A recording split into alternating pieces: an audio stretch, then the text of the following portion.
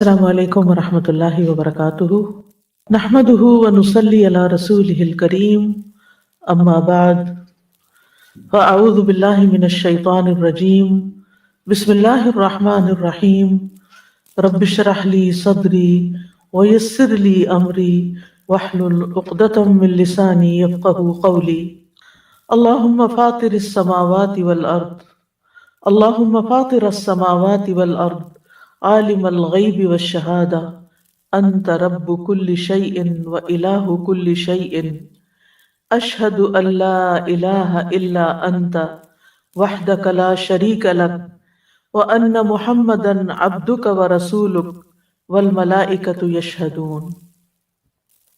اے اللہ، آسمان و زمین کو پیدا کرنے والے، پوشیدہ اور ظاہر سب کو جاننے والے، تو ہی ہر چیز کا رب ہے اور ہر چیز کا معبود ہے۔ میں گواہی دیتا ہوں کہ تیرے علاوہ کوئی معبود نہیں، تو اکیلا ہے، تیرا کوئی شریک نہیں، اور یہ کہ محمد صلی اللہ علیہ وسلم تیرے بندے اور رسول ہیں، اور فرشتے بھی اس بات کے گواہ ہیں۔ اللہم صلی علی محمد وعلی آل محمد کما صلیت علی ابراہیم وعلی آل ابراہیم انک حمید مجید۔ اللہم بارک علی محمد وعلی آل محمد کما بارکت علی ابراہیم وعلی آل ابراہیم انک حمید مجید۔ آج ہم معاملات میں آسانی کی دعائیں پڑھیں گے۔ آسانی کا ملنا اور مشکل کا دور ہونا اللہ کی نعمتوں میں سے ہے۔ اللہ سبحانہ وتعالیٰ کی اپنے بندوں پر بے شمار نعمتیں ہیں جن کو ہم گن نہیں سکتے، جنہیں ہم گن نہیں سکتے، لیکن کسی اچھے کام کی توفیق مل جانا، اس کام کا آسان ہو جانا، کسی کام کے کرتے ہوئے مشکل کا نہ آنا، یہ اللہ سبحانہ وتعالیٰ کی بہت بڑی نعمت ہے۔ مثلاً آپ نے ارادہ کیا کہ آپ اس مجلس میں حاضر ہوں گے جہاں اللہ کا ذکر ہوتا ہے، اللہ کا دین سیکھا جاتا ہے، اور اللہ سبحانہ وتعالیٰ نے آپ کے لیے سارے وسائل آسان کر دیے، آپ کو یہاں آنے تک کی سواری بھی عطا کر دی، آپ کو صحت بھی عطا کی، آپ کے لیے یہاں بیٹھنا آسان کیا، آپ کے لیے سننا آسان کیا، آپ کے لیے سمجھنا آسان کیا۔ یہ سب کچھ اللہ تعالیٰ کی توفیق سے ہے، کیونکہ کتنے ہی لوگ ایسے ہیں جو اس وقت ایسے کتنے ہی نیکی کے کام رمضان میں چاہتے ہوں گے، لیکن وہ ہسپتالوں میں ہیں، وہ کسی ایسی مشکل کا شکار ہیں کہ وہ یہاں تک پہنچ ہی نہیں سکتے، یا یہ کہ ان کے دل میں خواہش بھی نہیں پیدا ہوتی، کسی نیکی کے کام میں شریک ہونے کی خواہش پیدا ہونا، یہ بھی اللہ تعالیٰ کی بہت بڑی رحمت اور بہت بڑی نعمت ہے۔ تو ہر انسان کو جو کچھ بھی حاصل ہوتا ہے اور اس کے لیے جو اسباب بھی حاصل ہوتے ہیں، اور ان اسباب کو آسانی سے اویل کر لینا، یہ سب کچھ بھی صرف اللہ کی توفیق سے ہوتا ہے۔ بندہ ان کا مالک نہیں ہوتا، اللہ کے ہاتھ میں ہے یہ سب کچھ، اکیلے اللہ کے ہاتھ میں۔ اللہ تعالیٰ نے اپنے بندے شعیب علیہ السلام کے بارے میں فرمایا تھا کہ انہوں نے کہا وَمَا تَوْفِيقِي إِلَّا بِاللَّهِ عَلَيْهِ تَوَكَّلْتُ وَإِلَيْهِ أُنِيبُ، اور میری توفیق تو اللہ کی مدد کے ساتھ ہے، اسی پر میں نے توکل کیا اور میں اسی کی طرف رجوع کرتا ہوں۔ بس دین کے معاملات ہوں یا دنیا کے معاملات ہوں، دونوں طرح کے معاملات کو آسان بنانا، ان کو کر جانا ہمارے ہاتھ میں نہیں ہے، یہ صرف اور صرف اللہ کے ہاتھ میں ہے جو اکیلا ہے، اس کا کوئی شریک نہیں ہے۔ یہ زندگی چونکہ ایک امتحان ہے، اس لیے یہاں پر آسانیوں کے ساتھ تکلیفیں بھی ہوتی ہیں، لیکن یاد رکھیے کہ تنگی کے بعد اللہ تعالیٰ آسانی بھی پیدا فرما دیتا ہے، یعنی ایسا نہیں ہوتا کہ صرف تنگی ہی تنگی ہو، تنگی کے ساتھ ہی آسانی بھی ہوتی ہے۔ فَإِنَّ مَعَ الْعُسْرِ يُسْرًا، إِنَّ مَعَ الْعُسْرِ يُسْرًا، تنگی کے ساتھ آسانی ہے اور مشکل میں آسانی ہے۔ یعنی عام طور پر لوگ سمجھتے ہیں کہ زندگی صرف مشکل ہی مشکل ہے، لیکن اگر ہم غور کریں تو مشکلات میں اللہ تعالیٰ نے بہت سی آسانیاں بھی رکھی ہیں۔ اور پھر سورۃ الطلاق میں اللہ تعالیٰ فرماتے ہیں لِيُنْفِقْ ذُو سَعَةٍ مِّن سَعَتِهِ وَمَنْ قُدِرَ عَلَيْهِ رِزْقُهُ فَلْيُنْفِقْ مِمَّا آتَاهُ اللَّهُ لَا يُكَلِّفُ اللَّهُ نَفْسًا إلا ما آتاها سيجعل الله بعد عسر يسرا، تاکہ وسعت والا اپنی وسعت میں سے خرچ کرے، اور جس پر اس کا رزق تنگ کیا گیا ہے اسے چاہیے کہ اس میں سے خرچ کرے جو اللہ نے اسے دیا ہے۔ اللہ کسی نفس کو تکلیف نہیں دیتا مگر جتنی اس نے اس کو طاقت دی، ان قریب اللہ تنگی کے بعد آسانی بھی پیدا کر دے گا۔ سورۃ الطلاق کی یہ آیت جو ہے یہ طلاق کے معاملات سے متعلق ہے، یعنی عام طور پر جب کوئی گھر ٹوٹتا ہے تو بہت مشکل پیش آتی ہے، اور اس وقت انسان سمجھتا ہے کہ دنیا اندھیر ہو گئی ہے، لیکن اللہ تعالیٰ کا وعدہ کیا ہے؟ سَيَجْعَلُ اللَّهُ بَعْدَ عُسْرٍ يُسْرًا، کہ تنگی تو ہے، اس وقت مشکل تو ہے، پریشانی تو ہے، لیکن اللہ تعالیٰ اس کے بعد آسانی بھی لے آئے گا۔ اسی طرح پیغمبروں کے اوپر جب حالات بہت تنگ ہوئے، ان کی زندگیاں بہت مشکل میں آ گئیں، تو سورۃ یوسف میں آتا ہے حَتَّى إِذَا اسْتَيْأَسَ الرُّسُلُ وَظَنُّوا أَنَّهُمْ قَدْ كُذِبُوا جَاءَهُمْ نَصْرُنَا فَنُجِّيَ مَن نَّشَاءُ، یہاں تک کہ جب رسول نا امید ہونے لگے، یعنی رسولوں پر بھی اتنی زیادہ مشکلات آئیں کہ ان کو یہ محسوس ہونے لگا کہ اب اس کے بعد کوئی رستہ نہیں نکلے گا، تو کیا ہوا؟ لوگوں نے سمجھا کہ ان کے ساتھ جھوٹ بولا گیا ہے کہ تمہارے لیے آسانیاں ہوں گی اور کامیابیاں ہوں گی، تو ان رسولوں کے پاس ہماری مدد آ گئی، پھر جسے ہم نے چاہا عذاب سے بچا لیا۔ اسی طرح جب قحط پڑتا ہے، خشک سالی ہوتی ہے، تو لوگ نا امید ہونے لگتے ہیں کہ یکا یک اللہ تعالیٰ رحمت کی ہوائیں بھیج دیتا ہے اور بادل امڈ آتے ہیں، بارشیں ہوتی ہیں، ہریالی ہو جاتی ہے، اور تنگی کے بعد آسانی پیدا ہو جاتی ہے۔ تو یہ اس دنیا کا اصول ہے کہ کبھی تنگی ہے اور کبھی آسانی ہے، کبھی رات ہے اور کبھی دن ہے، رات کے بعد دن آتا ہے اور دن کے بعد رات بھی آتی ہے۔ تو جو شخص اس حقیقت کو سمجھ جاتا ہے کہ دن کے ساتھ رات بھی ہے، تو وہ اپنے مشکل وقت کو بہت آسانی سے کاٹ لیتا ہے، کیونکہ اس کو یہ معلوم ہے کہ اس رات کو ختم ہونا ہے، یہ کیفیت یا یہ حالات جو اس وقت پیدا ہوئے ہوئے ہیں یہ ٹھیک ہو جائیں گے۔ اس سلسلے میں آج ہم نے قرآنی دعا کا انتخاب کیا ہے سورۃ الکہف کی آیت نمبر 10 سے۔ اللہ سبحانہ وتعالیٰ فرماتے ہیں، اس آیت کے بیک گراؤنڈ میں اللہ تعالیٰ فرماتے ہیں، اس سے پہلے کیا آپ نے سمجھا کہ غار اور قطبے والے ہماری عجیب نشانیوں میں سے تھے؟ جب ان نوجوانوں نے غار کی طرف پناہ لی تو کہنے لگے، اے ہمارے رب، ہمیں اپنے پاس سے رحمت عطا کر اور ہمارے لیے ہمارے معاملے میں رہنمائی مہیا فرما۔ ان آیات میں اللہ سبحانہ وتعالیٰ نے اصحاب کہف کا قصہ بیان کیا ہے۔ یہ کچھ نوجوان مسلمان تھے، ان کے ساتھ ان کا ایک کتا بھی تھا۔ ان کا بادشاہ، ان کے ملک کا بادشاہ بت پرست تھا اور لوگوں کو مجبور کرتا تھا کہ سب بت پرست بن جائیں۔ تو جو لوگ نہیں مانتے تھے ان کے لیے وہ زندگی مشکل کر دیتا، انہیں سخت سزا دیتا۔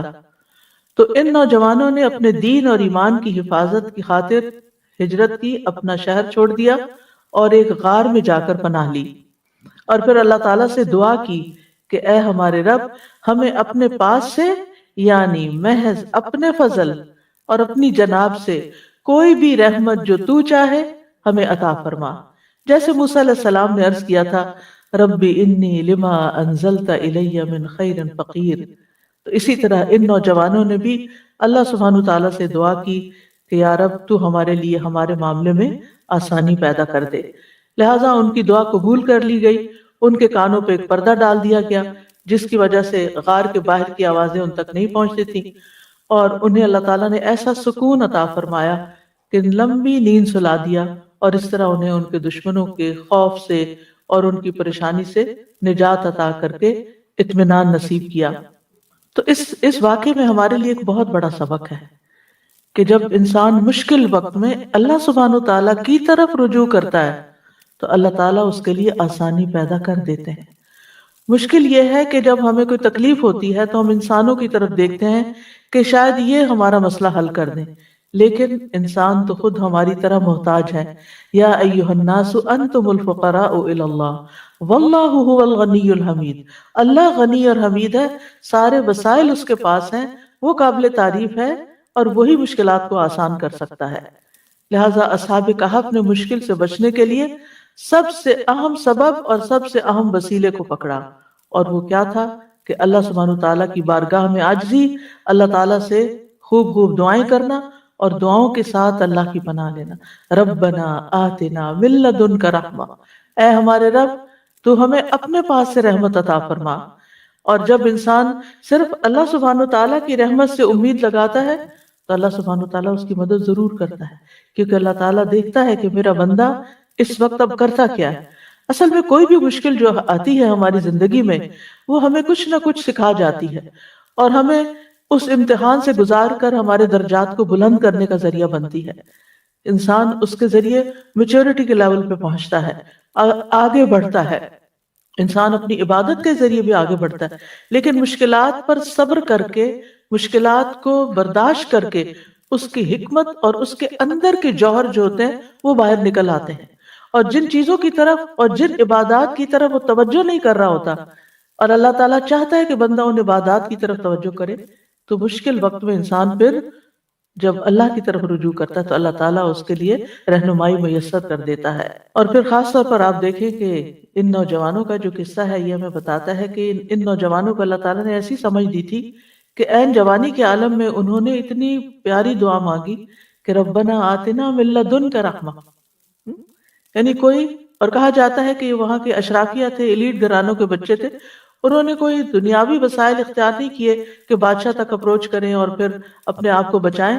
انہوں نے بادشاہوں کے بادشاہ کو اپروچ کیا، یعنی اللہ رب العزت سے دعا کی. اور پھر یہ جو رحمت ہے، جب رحمت آ جاتی ہے نا اللہ تعالیٰ کی تو ہر چیز مل جاتی. لہٰذا اس رحمت کے ذریعے ان کا کھانا پینا، امن و اطمینان، ان کو دشمنوں کے خوف سے دوری، سبھی کچھ ان کو میسر آ گیا. اور وہ کہاں پر تھے؟ غار میں تھے. غار میں کوئی کھانا نہیں ہوتا، غار میں کوئی ٹھنڈا کمرہ نہیں ایسا ہوتا کہ اگر گرمی ہے یا کوئی پریشانی اور تکلیف ہے تو وہاں کوئی لائٹ ہوگی. آپ دن میں تو غار میں جا کے پھر بھی بیٹھ سکتے ہیں، لیکن آپ کو یہ پتا ابھی رات آنی ہے اور کوئی کیڑا مکوڑا اور کوئی سانپ بچھو بھی آ سکتا ہے. جیسے نبی صلی اللہ علیہ وسلم جب غار ثور میں پناہ لیے ہوئے تھے تو حضرت ابوبکر نے جس سوراخ میں پاؤں رکھا وہاں سے ایک سانپ نے ان کو یا بچھو نے کاٹ لیا تھا. تو اس وقت ان کے آنسو نکلنے لگے تھے، حالانکہ وہ اللہ کے راستے میں تھے. لیکن یہ جو مخلوقات ہیں ان کا شر تو اپنی جگہ موجود ہے. تو اس وقت بھی انہوں نے یعنی اف تک نہیں کی اور کوئی شکوہ شکایت نہیں کی. تو یہاں پر آپ دیکھیں کہ ان بچوں نے بھی غار کی طرف پناہ لی اور دعائیں اللہ تعالیٰ سے کی، جس کے نتیجے میں اللہ تعالیٰ نے ان کی دین و دنیا دونوں کی اصلاح کر دی. یعنی شرک میں پڑنے سے بھی بچ گئے اور اس کے ساتھ ساتھ اللہ تعالیٰ نے ان کو ایک نمونہ بنا دیا. اور رشد کہتے ہیں سیدھے رستے کی طرف ہدایت حاصل کرنا اور اس پہ قائم رہنا، یعنی ہدایت مل بھی جانا اور پھر ہدایت پہ قائم رہنا، اور یہ الغی کی اپوزٹ ہوتا ہے. تو بہرحال انہوں نے ایسے اسباب اختیار کیے جو ان کی دعا کی قبولیت کا سبب بنے، اور وہ یہ کہ انہوں نے کسی انسان پہ بھروسہ نہیں کیا، نہ اپنی ذات پہ بھروسہ کیا، نہ کسی اور مخلوق پہ بھروسہ کیا، بلکہ عاجزی اور انکساری کے ساتھ اللہ تعالیٰ سے اپنے معاملات کی آسانی کا سوال کرتے رہے. اور کوشش کے بعد اللہ پہ جب بھروسہ کیا تو اور دعا مانگی تو اللہ تعالیٰ نے دعا قبول کر لی. 3 چیزیں نظر آتی ہیں: کوشش، اعتماد، بھروسہ، یقین اور دعا. اور اللہ تعالیٰ نے مشکل آسان کر دی. مشکلات کیوں آتی ہیں؟ اگر دیکھا جائے تو یہ زندگی، یہ دنیا کی زندگی اٹ سیلف ایک آزمائش ہے. اللہ تعالیٰ فرماتے ہیں ام حسبتم ان تدخلوا الجنۃ ولما یعلم اللہ الذین جاہدوا منکم ویعلم الصابرین. کیا تم سمجھتے ہو کہ تم یوں ہی جنت میں داخل ہو جاؤ گے، یعنی بغیر کسی مشکل سے گزرے ایسے ہی جنت میں چلے جاؤ گے؟ حالانکہ ابھی تو اللہ نے تم میں سے ان لوگوں کو جانا ہی نہیں جنہوں نے جہاد کیا، اور نہ ان کو جو صبر کرنے والے ہیں. یعنی اللہ کی راہ میں جد و جہد کرنے والے اور صبر کرنے والے، ابھی اللہ نے ان کو جانچا پرکھا نہیں. یعنی ان کی آزمائش ہونی ہے، ابھی ان کی پرکھ ہونی ہے کہ کون مشکل آنے پر اللہ کے کام کو، یعنی اللہ کے راستے میں جد و جہد کو جاری رکھتا ہے، اور کون اس مشکل پر صبر کرتا ہے. یعنی مشکل ہماری سچائی کو پرکھنے کے لیے آتی ہے کہ ہم کسی کاز میں کتنے سچے ہیں. اور ویسے بھی اس زندگی میں امتحانوں کا آنا لازمی ہے. اللہ تعالیٰ نے پہلے سے ہی بتا دیا وَلَنَبْلُوَنَّكُمْ بِشَيْءٍ مِّنَ الْخَوْفِ وَالْجُوعِ وَنَقْصٍ مِّنَ الْأَمْوَالِ وَالْأَنفُسِ وَالثَّمَرَاتِ وبشر الصابرین الذین اذا اصابتهم مصیبۃ قالوا انا للہ وانا الیہ راجعون اولئک علیہم صلوات من ربہم ورحمہ واولئک هم المہتدون۔ اور ہم یقیناً تمہیں خوف اور بھوک اور مالوں اور جانوں اور پھلوں کی کمی میں سے کسی نہ کسی چیز کے ساتھ ضرور آزمائیں گے، یعنی اس دنیا پر پائے جانے والے ہر انسان کی آزمائش ضرور ہوگی، یعنی اس امتحان کے لیے وہ تیار رہے، ان میں سے کسی نہ کسی چیز سے، چاہے ایک ہو یا ایک سے زیادہ۔ پھر فرمایا اور ہم نے ان لوگوں کی آزمائش کی جو ان سے پہلے تھے، سو اللہ ہر صورت میں ان لوگوں کو جان لے گا جنہوں نے سچ کہا، اور ان کو بھی جو جھوٹے ہیں، یعنی کون سچے ہیں، اللہ کے وعدوں پہ یقین رکھتے ہیں، اور کون صرف زبانی کلامی یہ بات کرتے ہیں اور ایمان ان کے دلوں میں نہیں اترا۔ بہرحال یعنی اللہ سبحانہ و تعالیٰ آزمائیں گے، اور صبر کرنے والوں کو خوشخبری دے دیجئے۔ وہ لوگ جب انہیں کوئی مصیبت آتی ہے تو وہ کہتے ہیں بے شک ہم اللہ کے لیے اور بے شک ہم اسی کی طرف لوٹ کے جانے والے ہیں۔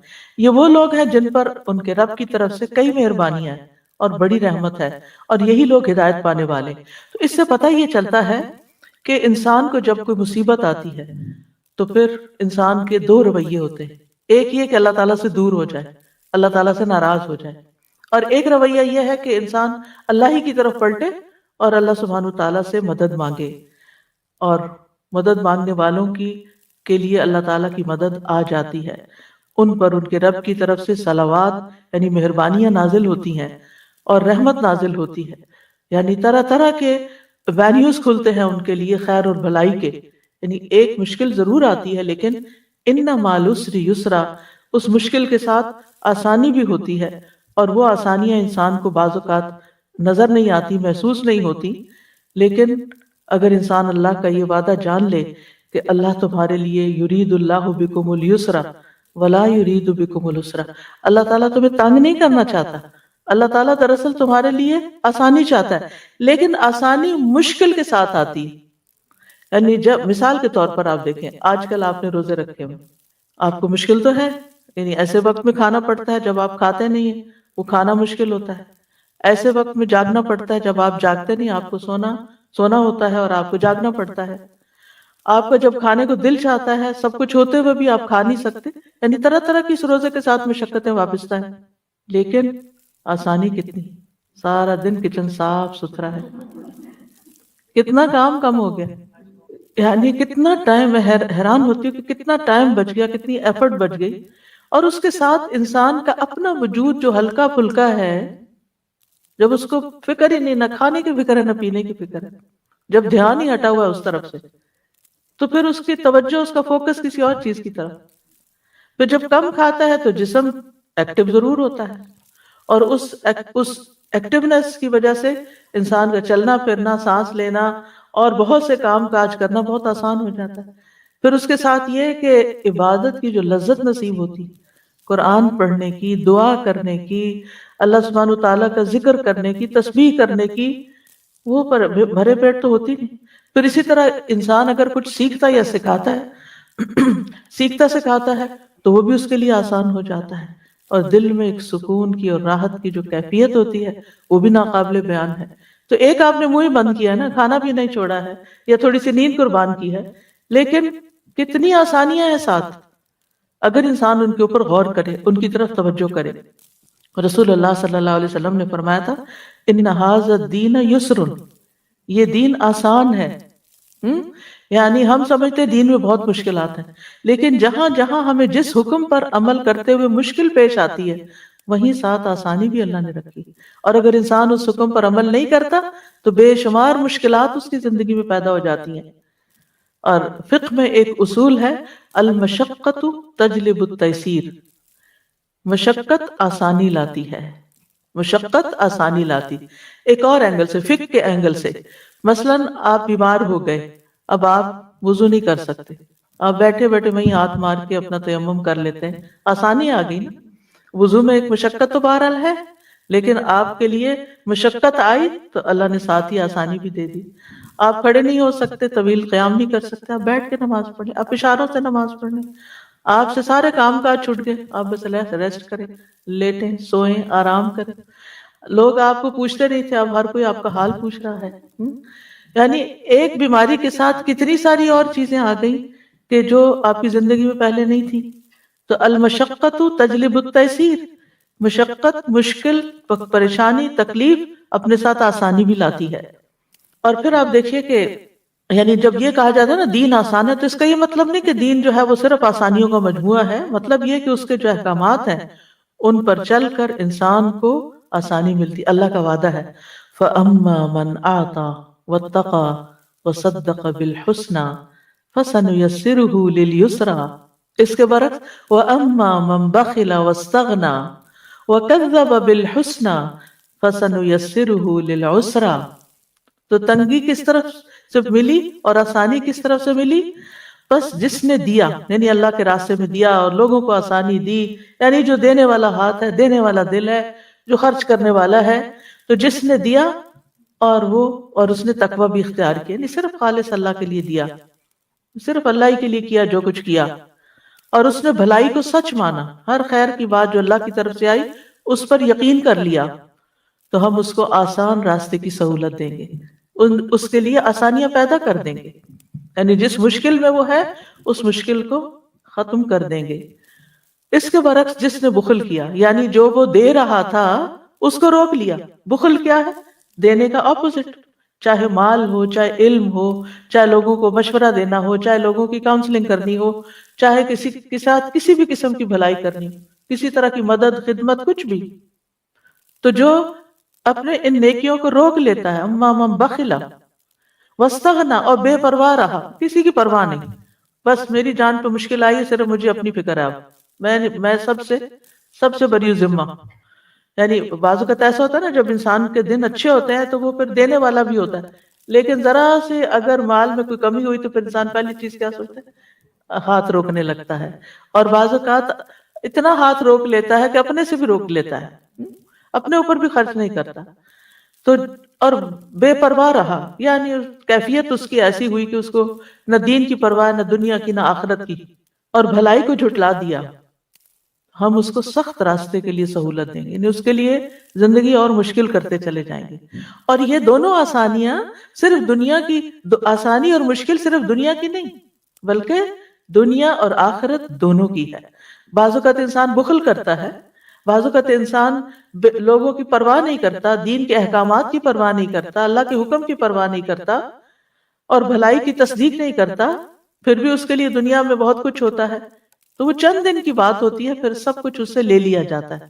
پھر جب قبر میں جاتا ہے تو قبر تنگ کر دی جاتی ہے. فَسَنُيَسِّرُهُ لِلْعُسْرَى، قبر کی تنگی ہوتی ہے. حشر کے دن اٹھے گا تو وہاں کی تنگیاں ہوں گی، پھر اس کے لیے تنگی ہی تنگی ہے آگے.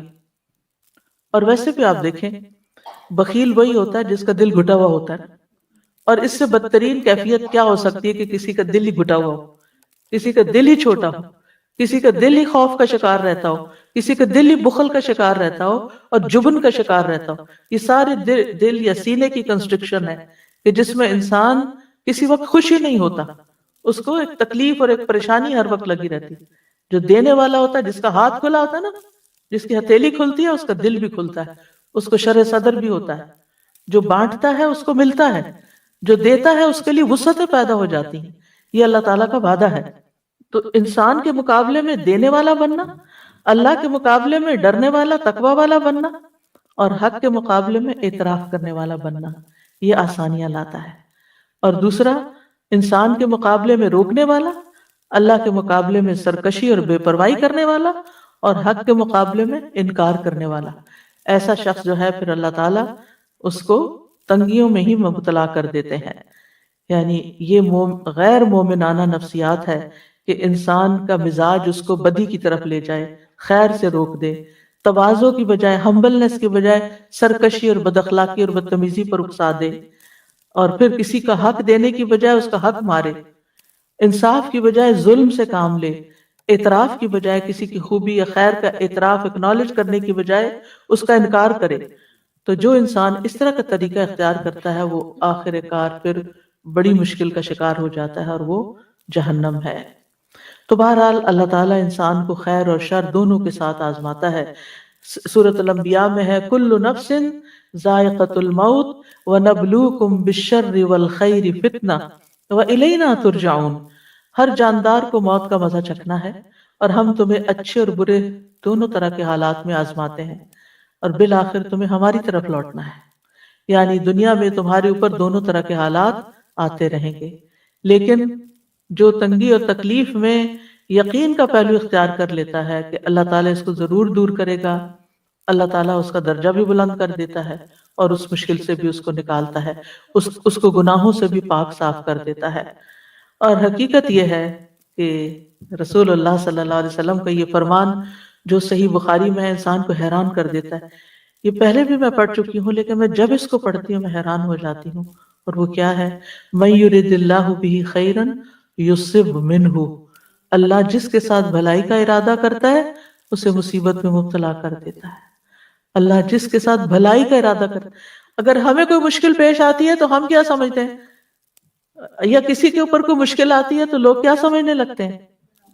کوئی گناہ کیا ہوگا نا، کوئی غلطی کی ہوگی نا، اور اس کو گلٹ میں مبتلا کرتے ہیں۔ لیکن یہاں پر کیا بتایا جا رہا ہے، اور صحیح بخاری کی صحیح روایت ہے کہ اللہ تعالیٰ اسے کسی مصیبت میں مبتلا کر دیتے جس کے ساتھ اللہ بھلائی کا ارادہ کرتا ہے۔ تو اگر ہماری زندگی میں کوئی چھوٹی مصیبت ہے یا کوئی بڑی مصیبت ہے تو آپ سمجھیں کہ اللہ سبحانہ تعالیٰ ہمیں اپنے لیے اور خالص کرنا چاہتا ہے اور مہذب بنانا چاہتا ہے اور سنوارنا چاہتا ہے، جنت کے قابل بنانا چاہتا ہے، کیونکہ جنت میں غیر مہذب لوگ نہیں ہوں گے، وہ نہیں ہوں گے جن سے اللہ ناراض ہے یا جن سے اللہ خوش نہیں۔ تو یہ اللہ کی بندے سے محبت کی نشانی ہوتی ہے۔ یعنی جب آپ کو کوئی تکلیف ہو تو اس وقت پریشان ہونے کی بجائے مسکرانا شروع کر دیں اور سوچیں اچھا اللہ تعالیٰ یہ آپ کی محبت ہے، میں اس پہ راضی ہوں، رضیت باللہ ربا وبالاسلام دینا وبمحمد النبی۔ لیکن ہمیں ہمارے دین کے معاملے میں کسی آزمائش میں نہ ڈالنا۔ حضرت انس کہتے ہیں نبی صلی اللہ علیہ وسلم نے فرمایا زیادہ ثواب بڑی آزمائش کے ساتھ ہوتا ہے، زیادہ ثواب بڑی آزمائش کے ساتھ۔ جب اللہ کسی قوم سے محبت کرتا ہے تو انہیں آزمائش میں مبتلا کرتا ہے، پس جو راضی ہو جائے اس کے لیے رضا ہے اور جو ناراض ہو اس کے لیے ناراضگی مقدر ہو جاتی ہے۔ انبیاء تمام مخلوق سے زیادہ اللہ کے قریب ہوتے ہیں، اللہ کے پیارے ہوتے ہیں، وہ اللہ کے دین کی خاطر مشکلات اٹھاتے ہیں، جانی مالی اولاد کی طرف سے، قوم کی طرف سے، اپنے پیاروں کی ہر طرف سے۔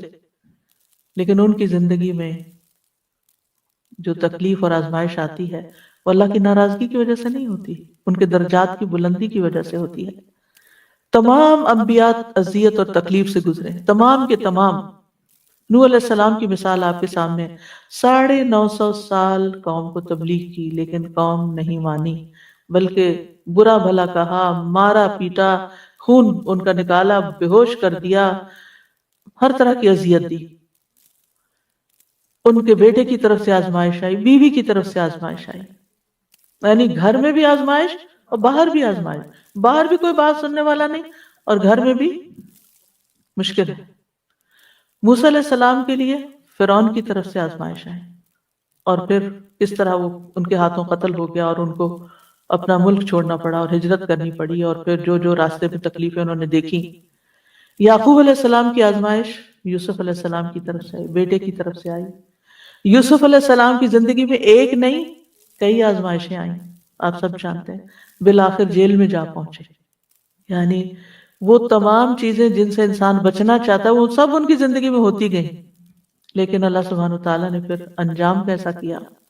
ایوب علیہ السلام کی آزمائش بیماری کی صورت میں آئی، لوط علیہ السلام کی مشکل ان کی جس قوم کی طرف بھیجے گئے ان کی طرف سے آئی، پھر بیوی کی طرف سے بھی آئی، گھر والوں کی طرف سے آئی کہ وہ نہیں ایمان لائی یا اس طرح ساتھ نہیں دیا اپنے شوہر کا جیسے دینا چاہیے تھا۔ اور نبی صلی اللہ علیہ وسلم کے لیے سب سے مشکل ترین دن کون سا تھا؟ طائف والا دن، پھر احد والا دن، پھر حنین والا دن، خندق میں آپ دیکھیے کتنی مشکل ہے، یعنی ساری جنگیں ہی مشکل تھی، کوئی بھی آسان نہیں تھی. پھر گھر بھی آپ دیکھیں، ساری اولاد سوائے حضرت فاطمہ کے فوت ہو گئی. اور پھر آپ پہ تو بچپن سے مشکلات تھی، یتیم پیدا ہوئے، باپ کی شکل نہیں دیکھی، چھوٹی سی عمر معصوم بچے تھے کہ والدہ بھی فوت ہو گئی. یعنی کوئی آزمائش کی قسم آپ دیکھیں کہ جو جسے آپ آزمائش کہیں اور وہ آپ پر نہ آئی ہو. آپ جس سے محبت کرتے تھے، اپنے چچا جنہوں نے ہر معاملے میں ساتھ دیا، وہ ایمان نہیں لائے، اتنی تکلیف ہوئی ہوگی ان کو، کس دکھ اور کس کرب سے گزرے ہوں گے کہ وہ چچا جو ہر جگہ سپورٹ کر رہے ہیں وہ بات نہیں مان رہے، ایمان نہیں لا رہے. یعنی کون سا دکھ ہے، کون سا درد ہے، کون سی تکلیف. اور اس عام الحزن میں حضرت خدیجہ کی وفات ہو جاتی ہے جب آپ کو سب سے زیادہ سپورٹ کی ضرورت ہے. طائف کی طرف جاتے ہیں تو وہاں آپ دیکھیں کیسا سلوک کیا جاتا ہے. یعنی کوئی ایک تکلیف ہے، لیکن آپ اس کے ساتھ ساتھ اللہ تعالیٰ کے محبوب ترین مقرب ترین بندے ہیں. پھر آپ کی ازواج پر بھی مشکلات آئیں. حضرت عائشہ پر جو مشکل آئی، جس طرح ان پر الزام لگایا گیا اور کس طرح انہوں نے صبر کیا، اور پھر کس طرح بالکل جب حالات تنگ ہو گئے آخری وقت میں، جب نہ والدہ کوئی حمایت کر رہی تھی اور نہ ہی والد کی طرف سے کوئی پیار کے کلمات ملے، اور نہ ہی نبی صلی اللہ علیہ وسلم کی طرف سے کوئی بہت حوصلہ افزائی ملی. اور اس وقت ان جیسے وہ یوں لگتا تھا جیسے تکلیف کی شدت میں حواس کھو بیٹھی ہیں، اور وہ کہنے لگی میں اپنی اور آپ لوگوں کی مثال یوسف کے والد کے سوا نہیں پاتی. ان کو نام بھی بھول گیا حضرت یعقوب کا اس وقت، یعنی سخت پریشانی کے عالم میں، جب انہوں نے کہا تھا فصبر جمیل واللہ المستعان علی واللہ المستعان علی ما تصفون. صبر بہتر ہے اور اللہ ہی میرا مددگار ہے ان سب باتوں میں جو تم بیان کر رہے. پھر کیا ہوا؟ پھر اللہ نے آسمان سے وحی اتاری جو قیامت تک پڑھی جاتی رہے گی. وہ حالت، تکلیف کی حالت تو ختم ہوگی، وہ آزمائش تو چلی گئی، لیکن جو نعمت ملی وہ ہمیشہ کے لیے اس قدر عزت افزائی. اور پھر آپ دیکھیے کہ پچھلی امتوں پر بھی بڑی آزمائشیں آئیں. اللہ تعالیٰ فرماتے ہیں ام حسبتم ان تدخلوا الجنۃ ولما یأتکم مثل الذین خلوا من قبلکم مستهم البأساء والضراء وزلزلوا حتى يقول الرسول والذین آمنوا معه متى نصر اللہ الا ان نصر اللہ قریب. کیا تم نے سمجھ رکھا ہے تم یوں ہی جنت میں چلے جاؤ گے؟ یعنی ہم میں سے ہر شخص جنت کا سوال کرتا ہے، جنت مانگتا ہے، جبکہ ابھی تمہیں اس جیسی تکلیف تو پیش ہی نہیں آئی جو تم سے پہلے لوگوں کو گزری. یعنی اگر دیکھا جائے تو ہم نے اپنے ایمان اور دین میں ایسی کوئی مشکل نہیں دیکھی. ٹھیک ہے مشکلات چھوٹی موٹی چھوٹی بڑی آتی رہی ہیں، لیکن یہ تکلیف ہے جو پہلے لوگوں پر ان کو سختیاں اور تکلیفیں پہنچی اور وہ ہلا مارے گئے، یہاں تک کہ رسول اور وہ لوگ جو ان کے ساتھ ایمان لائے تھے پکار اٹھے کب آئے گی اللہ کی مدد. سنو بے شک اللہ کی مدد قریب ہے. یعنی اللہ تعالیٰ آزماتا ضرور ہے لیکن مدد بھی اسی کی طرف سے آتی. تو اگر ہم چاہتے ہیں کہ زندگی میں آسانیاں پیدا ہوں تو پھر سب سے پہلے تو اپنی مشکل کو، اپنی آزمائش کو کسی ایسے شخص کی آزمائش کے ساتھ کمپیئر کرنا چاہیے جو ہم سے زیادہ تکلیف میں گزرا ہو. ہمیں اپنی مشکل آسان نظر آئے گی. یعنی اگر ہمیں اپنی زندگی میں کوئی تکلیف نظر آتی ہے نا تو نبی صلی اللہ علیہ وسلم کی تکلیفوں کو یاد کر لیں. آپ کو لگے گا آپ جنت میں ہیں، آپ کو اپنی مشکل ہی نظر نہیں آئے گی. دوسری بات یہ کہ ایمان اور عمل صالح، اللہ تعالیٰ کا وعدہ ہے وَأَمَّا مَنْ آمَنَ وَعَمِلَ صَالِحًا فَلَهُ جَزَاءً الْحُسْنَى وَسَنَقُولُ لَهُ مِنْ أَمْرِنَا يُسْرًا. اور رہا وہ جو ایمان لایا اور اس نے نیک عمل کیا تو اس کے لیے بدلے میں بھلائی ہے، اور ان قریب ہم اسے اپنے کام میں سے سراسر آسانی کا حکم دیں گے، یعنی اس کے لیے آسانی پیدا کر دیں گے. سورۃ نحل میں آتا ہے من عمل صالحا من ذکر او انثى وهو مؤمن فلنحيينه حیاتا طیبہ ولنجزینہم اجرہم باحسن ما كانوا يعملون. جو شخص بھی نیک عمل کرے، خواہ مرد ہو یا عورت، یا عورت کا الگ نام لیا گیا ہے، عام طور پر مرد کا ذکر کر کے عورت کو ساتھ ہی شامل کر دیا جاتا ہے. فرمایا جو نیک عمل کرے گا بشرطے کہ وہ مومن ہو، ہم اسے ضرور پاکیزہ زندگی بسر کرائیں گے، اس کو اچھی زندگی دیں گے، یعنی اس دنیا میں بھی اچھائی دیں گے، اور آخرت میں ان کے بہترین اعمال کے مطابق، یعنی جس درجے کے عمل ہوں گے انہیں ان کا اجر عطا کریں گے. یہ اللہ کا وعدہ ہے، اور اللہ کا وعدہ کبھی بھی جھوٹا نہیں ہو سکتا، اللہ کا وعدہ ہمیشہ سچا ہی ہوتا ہے۔ ابن تیمیہ رحمہ اللہ کہتے ہیں اطاعت کا انجام دنیا اور آخرت کی سعادت اور بلائی ہے۔ وہ کہتے ہیں مخلوقات میں سے سب سے زیادہ خوش نصیب وہ ہے جو اللہ کی عبادت اور اطاعت میں سب سے بڑھ کے ہوتا ہے، سب سے آگے ہوتا ہے۔ وہ کہتے ہیں کہ بندے کی سعادت یہ ہے کہ اسے جس چیز کا حکم دیا گیا ہے وہ انجام دے، اور جس چیز سے منع کیا گیا ہے وہ چھوڑ دے، یعنی اللہ کا بندہ بن جائے۔ ابن قیم کہتے ہیں اللہ رب العالمین ارحم الراحمین، قدرت رکھنے والوں میں سب سے بڑا قدرت رکھنے والا ہے، اور اس کی سعادت صرف اس کی اطاعت سے حاصل ہو سکتی ہے۔ یعنی اگر آپ چاہتے ہیں کہ تکلیف دور ہو تو اطاعت کے کاموں میں اور زیادہ آگے بڑھیں، پیچھے نہ رہیں، کیونکہ بعض اوقات تو ہوتا یہ ہے کہ ایک آزمائش جب آتی ہے نا تو انسان کے دین کو خطرہ لاحق ہو جاتا ہے، دین میں اور پیچھے چلا جاتا ہے، پھر اس کے دین کی روح نکل جاتی ہے۔ تو اللہ سبحانہ وتعالیٰ ایسی کسی مشکل میں نہ ڈالے کہ جب ہمارا دین کی چولیں ڈھیلی پڑنے لگے۔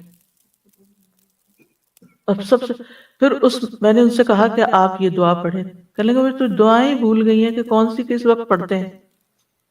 یعنی بعض اوقات انسان اتنا پریشان ہوتا ہے کہ اس کو اسی لیے فرمایا کہ والعصر ان الانسان لفی خسر الا الذین آمنوا وعملوا الصالحات وتواصوا بالحق وتواصوا بالصبر۔ ایک دوسرے کو حق اور صبر کی تکلیف کے وقت ضرورت ہوتی، یعنی جب کوئی شخص کسی پریشانی میں ہو تو اس کو تنہا نہ چھوڑا جائے، بلکہ اس کو یاد دہانی کرائی جائے، اچھا اب یہ پڑھ لو، اب یہ پڑھ لو، اب یہ کر لو، اب یہ کر لو۔ پھر اس کے بعد یہ ہے، ابن قیم کہتے ہیں کہ اللہ کے وہ احکامات اور اس کا وہ حق جو اس نے اپنے بندوں پر واجب ٹھہرایا ہے، اور وہ شرعی احکامات جو اس نے ان کے لیے مشروع کیے ہیں، یہ آنکھوں کی ٹھنڈک ہے، دلوں کی لذت ہے، روح کی نعمتیں ہیں اور اس کی خوشیاں ہیں، اور اسی کے ساتھ روحوں کی سعادت ہے کہ انسان تکلیف کے وقت اور زیادہ اللہ کی عبادت کی طرف متوجہ ہو جائے۔ پھر ہے اللہ تعالیٰ کا تقوی اختیار کرنا، صرف اللہ سے ڈرنا۔ وَمَن يَتَّقِ اللَّهَ يَجْعَل لَّهُ مِنْ أَمْرِهِ يُسْرًا، جو اللہ سے ڈرے گا اللہ اس کے لیے اس کے کام میں آسانی پیدا کر دے گا، اللہ تعالیٰ اس کا کام آسان کر دیں گے۔ اچھا، جب اس کا مطلب کیا ہے؟ اس کا مطلب یہ ہے کہ جب اللہ کا تقوی آئے گا نا تو عموماً آپ دیکھیں کہ جو ہمیں تکلیف اور پریشانیاں ہوتی ہیں نا، یا مال کی طرف سے آتی ہیں، یا اولاد کی طرف سے آتی ہیں، یا باقی انسانوں کی طرف سے، چاہے کوئی بھی انسان ہو، اسپاؤز ہو یا کوئی فرینڈز ہو یا کوئی کلیگز ہو یا پارٹنرز ہو، یعنی کسی کی طرف سے بھی آ جاتی۔ پھر جب تکلیف آتی ہے نا، سب سے پہلے تو اللہ تعالیٰ سے رابطہ کمزور، اس سے بدگمانی ہونے لگتی، میرے اوپر یہ کیوں مسئلہ آ گیا، باقی تو سب لوگ خوش ہیں۔ اب تقویٰ کیا کہتا ہے کہ نہیں، اللہ کی رضا پہ راضی ہونا ہے، تو انسان فوراً اپنے خیالات جھٹک کے واپس تقویٰ کی طرف لوٹتا ہے۔ پھر انسانوں کے ساتھ جب معاملہ ہوتا ہے تو انسان ایک دم غصے میں آ جاتا ہے اور برا بھلا کہنا شروع کر دیتا ہے، یعنی انسان کی مرضی کے خلاف جب کوئی چیز ہوتی ہے تو انسان مشتعل ہو جاتا ہے، مشتعل شعلے سے یعنی بھڑک اٹھتا ہے، پھر اس کی زبان پہ قابو نہیں رہتا، پھر اس کے جسچر پہ قابو نہیں رہتا، پھر اس کے جو سارے ایکشنز ہوتے ہیں وہ بالکل اللہ کی ناپسند کے ہو جاتے ہیں۔ اور بعض اوقات انسان ظلم کرنے لگتا ہے، کسی نے آپ کو ایک مارا نا تو آپ کا دل ٹھنڈا نہیں ہوتا جب تک آپ دو نہ مار لیں۔ اب آپ نے اگر دو ماری، ایک تو آپ کا بدلہ ہو گیا اور ایک آپ کے خلاف لکھا گیا، چاہے آپ اس وقت مصیبت میں اور رو رہے ہیں لیکن آپ ظالم ہو گئے اب، اور ظلم جو ہے وہ قیامت کے دن کے اندھیرے ہوں گے۔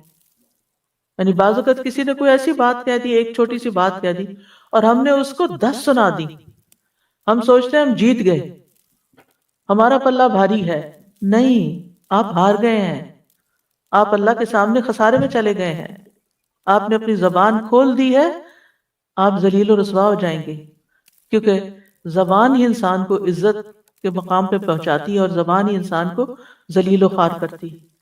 اور اس کے نتیجے میں کیا ہوتا ہے، مثلا دو بزنس میں دو شریک ہیں یا دو پارٹنر، دو کولیگز ہیں، اب اگر ان کی آپس میں کوئی انبن ہوئی ہے اور ایک دوسرے کو ذلیل کیا ہے تو اس میں آپ دیکھیں کہ جتنے ان کے مل کے ترقی کرنے کے چانسز تھے سارے چانسز ختم ہو گئے۔ اب وہ جو اکٹھا کام کر رہے تھے وہ الگ ہو گیا، وہ الگ ہوا تو کئی اور مسائل کھڑے ہو گئے۔ اسی طرح بہت سے لوگ جیسے ہسبینڈ وائف ہوتے ہیں، بہت کیسز میں دیکھا گیا ہے کہ جب غصے میں طلاق تک بات پہنچ گئی. مجھے اتنی حیرت ہوتی ہے، بیچاری خواتین بعض اوقات روتی ہوئی پوچھتی ہیں کہ چھوٹی سی بات تھی تو میرے ہسبینڈ نے یہ بول دیا، اب کیا طلاق ہو گئی ہے؟ یا وہ اگر یہ بھی کہہ دیتے ہیں نا کہ میں تمہیں چھوڑ دوں گا، تو وہ اس پہ بھی پریشان ہوتی ہے کہ کہیں شاید ہمیں طلاق ہو گئی، کیونکہ ہمارے معاشرے میں جہالت ہے، ان کو پتہ ہی نہیں کہ کس لفظ سے طلاق ہوتی ہے، کس سے نہیں ہوتی. اور بعض لوگ پھر صرف گلٹ میں زندگی گزارتے رہتے ہیں، کیا پتہ طلاق ہو چکی ہو، کیا پتہ یہ ہو چکا ہو، وہ ہو چکا. ایسے میں خاص طور پر گھریلو معاملات میں اگر شوہر غصے میں ہے تو بیوی کو کیا چاہیے؟ خاموشی اختیار کر لے، جگہ بدل لے، آگے پیچھے ہو جائے، تاکہ جو شیطان نے آگ بھڑکائی ہے وہ ٹھنڈی ہو جائے. اور اسی طرح اگر بیوی غصے میں آ گئی ہے تو شوہر کو چاہیے کہ وہ گھر سے یا تو باہر چلا جائے یا کوئی اور کام شروع کر دے، کہ کیونکہ بازو کا سامنے بھی ہوتا ہے تو پھر وہ ایک دوسرے کو بولتے کیوں نہیں بولو، تو تم بھی لڑو تاکہ اور میدان گرم ہو. تو اس سے پھر یہ ہے کہ معاملات مزید خراب، ایک دوسرے کی رسپیکٹ چلی جاتی، عزت چلی جاتی، محبت چلی جاتی، یعنی دل دور ہونے لگتے ہیں. بعض اوقات لوگ قریب رہ رہے ہوتے ہیں اور ان کے دل دور ہو جاتے ہیں، اور وہ کسی اور کی وجہ سے نہیں ہوتے، وہ اپنی غلطی کی وجہ سے ہوتے ہیں. یعنی خود ہم ایسی حرکتیں کر جاتے ہیں کہ جس کی وجہ سے دوسروں کی نگاہوں میں گر جاتے ہیں. تو اس لیے بہت ضروری ہے کہ اللہ کا تقوی اختیار. صرف اللہ کا تقوی آتا ہے کہ جو بندے کو روک لیتا ہے، اس کی زبان کو روک لیتا ہے، اس کے ایکشنز کو اس کے ہاتھ کو روک لیتا ہے، اس کے کسی غلط ایکشن کو روک لیتا ہے. پھر اللہ تعالیٰ کا فرمان ہے وَمَن يَتَّقِ اللَّهَ يَجْعَل لَّهُ مَخْرَجًا، اور جو اللہ سے ڈرے گا اللہ اس کے لیے تنگی سے نکلنے کا رستہ بنا دے گا. اور یہ بھی تقوی کے ساتھ ہی ہے. ربیع ابن خثیم کہتے ہیں کہ یہ ہر اس کام سے نکلنے کا راستہ جو لوگوں پر تنگ ہو جائے، یعنی بند گلی سے رستہ مل جائے گا، رستہ نکل آئے گا. پھر یہ کہ مشکل حالات میں اللہ پر ہی توکل کرنا چاہیے. سورۃ طلاق میں آتا ہے وَمَن يَتَوَکَّلْ عَلَى اللَّهِ فَهُوَ حَسْبُهُ إِنَّ اللَّهَ بَالِغُ أَمْرِهِ قَدْ جَعَلَ اللَّهُ لِكُلِّ شَيْءٍ قَدْرًا. اور جو شخص اللہ پر بھروسہ کرے وہ اس کو کافی ہو جاتا ہے، یعنی اللہ پر ڈیپینڈ کرے، اللہ سے مدد مانگے، اللہ کی طرف رجوع کرے. اللہ اپنا کام پورا کر کے رہتا ہے. بلا شبہ اللہ نے ہر چیز کا ایک اندازہ مقرر کر رکھا ہے، ایک وقت مقرر ہے اس مشکل سے نکلنے کا. ابن رجب کہتے ہیں مصیبت کے ساتھ راحت اور تنگی کے ساتھ آسانی کے باریک رازوں میں سے ایک راز یہ ہے کہ جب مصیبت شدید اور بڑی ہو جائے تو بندہ مخلوق کی طرف سے مائل ہونے سے مایوس ہو جاتا ہے، بندوں سے مایوس ہو جاتا ہے. اس کا دل اللہ وحدہ کی طرف متوجہ ہو جاتا ہے، اور یہ اللہ پر بھروسے کی اصل حقیقت ہے. اور یہ ان سب چیزوں سے بڑی چیز ہے جو حاجات سے مطلوب ہے، کیونکہ جو اللہ پر توکل کرتا ہے اللہ اسے کافی ہو جاتا ہے. یعنی پہلے ہمیں لوگوں پہ بڑا مان ہوتا ہے، یہ کام کرے گا، یہ فلاں میرا ساتھ دے گا، فلاں بھی ہے، فلاں بھی. لیکن جب کوئی ساتھ نہیں دیتا تو پھر انسان بندوں سے مایوس ہو کے صرف اللہ کی طرف رجوع کرتا ہے، اللہ کا بن جاتا ہے. اور اللہ تعالیٰ ہم سے چاہتا بھی یہی ہے کہ ہم اس کے بندے بن جائیں، اسی پر بھروسہ کریں، اس کی طرف رجوع کریں، اس کے لیے خالص ہو جائیں، اپنی دعاؤں میں اور زیادہ اخلاص پیدا کر لیں. اور پھر آپ دیکھیں کہ جو اللہ سے حسن ظن رکھتا ہے اللہ سبحانہ وتعالیٰ اس کو مشکل سے نکال دیتا ہے. نبی صلی اللہ علیہ وسلم نے غار ثور میں جب حضرت ابوبکر پریشان ہو گئے تھے کہ وہ دشمن تو سر پہ آ گئے ہیں، تو آپ نے کیا فرمایا؟ لا تحزن ان اللہ معنا، غم نہ کرو اللہ ہمارے ساتھ ہے. اور یہ کہنے کی دیر تھی فانزل اللہ سکینتہ علیہ، اللہ نے اس پر اپنی سکینت نازل کر دی. وَأَيَّدَهُ بِجُنُودٍ لَمْ تَرَوْهَا، ایسے لشکروں سے مدد کی جو تم نہیں دیکھ رہے تھے، اور کفار نامراد پلٹ گئے. پھر یہ ہے کہ مشکل میں اپنی تمام حاجات صرف اللہ کے سامنے رکھنی چاہیے. رسول اللہ صلی اللہ علیہ وسلم نے فرمایا جسے انتہائی شدید حاجت آ پڑے اور اس نے اسے لوگوں پر پیش کر دیا تو اس کی حاجت دور نہ ہوگی، اور جس نے اللہ پہ پیش کیا عنقریب اللہ اسے بے پرواہ کر دے گا، یا تو جلد ہی موت آ جائے گی یا جلد غنی ہو جائے گا. پھر یہ کہ اس بات پر پورا یقین رکھنا چاہیے کہ مشکل دور ہوگی انشاءاللہ. حسن ظن، خوش گمانی، سیجعل اللہ بعد عسر یسرا، یہ اللہ ہی کا وعدہ ہے. یعنی سختی کے بعد آسانی، تنگی کے بعد وسعت، اور فقر کے بعد مالداری اللہ تعالیٰ ضرور عطا کرے گا. پھر آپ دیکھیے کہ یہ یقین کہ ہر تنگی کے ساتھ دو آسانی ہیں. فَإِنَّ مَعَ الْعُسْرِ يُسْرًا، اِنَّ مَعَ الْعُسْرِ يُسْرًا، یعنی ہر مشکل کے ساتھ آسانی ہے، بے شک اسی مشکل کے ساتھ ایک اور آسانی ہے، یعنی ایک مشکل بیچ میں اور آسانیاں دونوں طرف ہیں۔ نبی صلی اللہ علیہ وسلم نے فرمایا مدد صبر کے ساتھ ہے، کشادگی تنگی کے ساتھ ہے، بے شک ہر مشکل کے ساتھ ایک آسانی ہے، بے شک اسی مشکل کے ساتھ ایک اور آسانی ہے۔ ابن مسعود کہتے ہیں مشکل اگر کسی بل میں داخل ہو جائے سوراخ میں تو آسانی بھی آتی ہے، یہاں تک کہ وہ بھی اس کے ساتھ داخل ہو جاتی ہے، یعنی اگر مشکل کہیں گھسی ہے آسانی بھی ساتھ گھس جائے گی۔ پھر یہ کہ کشادگی آنے تک تنگی جتنی دیر یا جتنے دن تنگی ہے انسان زیادہ سے زیادہ اللہ تعالیٰ کی طرف رجوع کرے، اور اگر معاملات آسان نہیں ہو رہے تو اللہ تعالیٰ کو بلیم کرنے کی بجائے کہ اللہ تعالیٰ دعا نہیں سنتا، یا لوگوں کو بلیم کرنے کی بجائے کہ یہ میری مشکل کا سبب ہے، کیا کرے؟ خود کو ملامت کرے، میری عبادت میں کمی ہے، میری کوئی غلطی ہے، میری نافرمانی ہے، میری دعاؤں میں کمی ہے، میری دعائیں کمزور ہیں۔ انسان اپنے اندر کی غلطی کو تلاش کرے۔ ابن رجب کہتے ہیں جب مومن پر مشکلات کے دور ہونے میں دیر ہو جائے اور وہ بہت زیادہ دعائیں مانگ مانگ کر اور عاجزی کر کے مایوس ہو جائے اور دعا کی قبولیت کے آثار ظاہر ہی نہ ہوں تو وہ اپنی ذات کی طرف رجوع کرے اور خود کو ملامت کرے، اپنے نفس کو کہے اے نفس یہ ساری مصیبت تیرے اپنی وجہ سے آئی ہے، اگر تیرے اندر کوئی خیر ہوتی تو تیری دعا قبول ہو جاتی۔ اور انسان کا اپنے نفس کو ملامت کرنا، یہ کہنا I was wrong, I am wrong، اللہ کو بہت سے نیک اعمال سے زیادہ محبوب ہے، کیونکہ لا الہ الا انت سبحانک انی کنت من الظالمین۔ اللہ تعالیٰ میری غلطی ہے، آپ کا کوئی قصور نہیں، ساری بھلائی تیرے ہاتھ میں ہے، سبحانک تو پاک ہے ہر نقص اور عیب سے، غلطی میرے اپنے اندر ہے، مجھے میری غلطیاں دکھا دے، مجھے ان پر توبہ کی توفیق دے دے، مجھے اصلاح کی توفیق دے دے۔ آدم علیہ السلام کی توبہ کیسے قبول ہوئی تھی؟ آسانی کیسے ہوئی تھی؟ ربنا ظلمنا انفسنا وان لم تغفر لنا وترحمنا لنکونن من الخاسرین، اللہ ہم نے اپنی جان پر ظلم کیا ہے، اگر تو ہمیں بخشے گا نہیں اور تو ہم پہ رحم نہیں کرے گا تو ہم ضرور خسارہ اٹھائیں گے۔ تو ہوتا بھی یہی ہے، ما اصابک من مصیبت فبما کسبت ایدی، یعنی اب تمہارے اپنے ہاتھوں کی کمائی سے تم پر مشکل آئی ہے۔ یعنی اگر انسان دعا کی قبولیت کا اہل نہیں، یعنی ایک انسان ہے مستجاب الدعوات ہے، ادھر دعا کرتا ہے ادھر دعا قبول ہوتی ہے، ادھر مشکل آسان ہو جاتی۔ ایک انسان ہے وہ ایسا نہیں ہوتا، دعا کرتا ہے مشکل آسان نہیں ہوتی، پھر کیا ہے؟ مطلب یہ ہے کہ ابھی وہ اس اہل نہیں کہ اس کی دعا قبول ہو، لہٰذا وہ جب اپنی غلطی کا اعتراف، اپنے گناہوں کا اعتراف اور استغفار کی کثرت کرتا ہے تو گناہ مٹ جاتے ہیں اور رستے آسان ہو جاتے ہیں۔ تو استغفار بہت فائدہ مند چیز ہے ہر تنگی اور رکاوٹ دور کرنے کے لیے، جیسے مال میں تنگی آئی ہے یا اولاد میں ہے یا کاروبار میں ہے یا کسی بھی طرح کی دل میں تنگی ہے، رزق میں تنگی ہے، استغفار کی کثرت ان ساری رکاوٹوں کو استغفار دور کرتا ہے۔ اور پھر خاص طور پر صدقہ و خیرات، لوگوں کو دینا، لوگوں پر احسان کرنا، لوگوں کی زندگیوں کو آسان کرنا، اطاعت کے کام کرنا، یعنی صرف دل سے نہیں، یعنی زبان سے بھی اور عمل سے بھی۔ اب مثلا دوسروں کی زندگی آپ کیسے آسان کر سکتے ہیں؟ ان کو کوئی اچھا مشورہ دے کے، ان کا کوئی کام کر کے، ان کی کوئی مدد کر کے، کیونکہ جو انسان کسی کی مدد نہیں کرتا، کسی کی خدمت نہیں کرتا، کوئی کام نہیں کرتا، نکما اور بیکار ہوتا ہے، وہ کسی کے دل میں عزت نہیں پا سکتا، وہ کسی کے دل میں جگہ نہیں بنا سکتا۔ اور جب آپ کسی کی مدد نہیں کرتے تو کوئی آپ کی مدد کب کرے گا؟ ان تنصر اللہ ینصرکم، اگر تم اللہ کی مدد کرو گے، اللہ کو تو مدد نہیں چاہیے، مطلب کیا ہے؟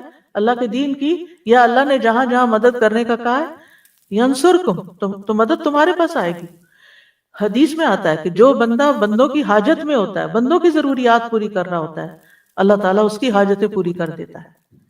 لیکن اگر ہم سستی کا شکار ہوں اور اگر ہم صرف اپنی ہی دنیا میں کھوئے رہیں اور بندوں کے لیے خیر اور بھلائی کا باعث نہ بنے تو زندگی تنگ ہونے لگتی ہے۔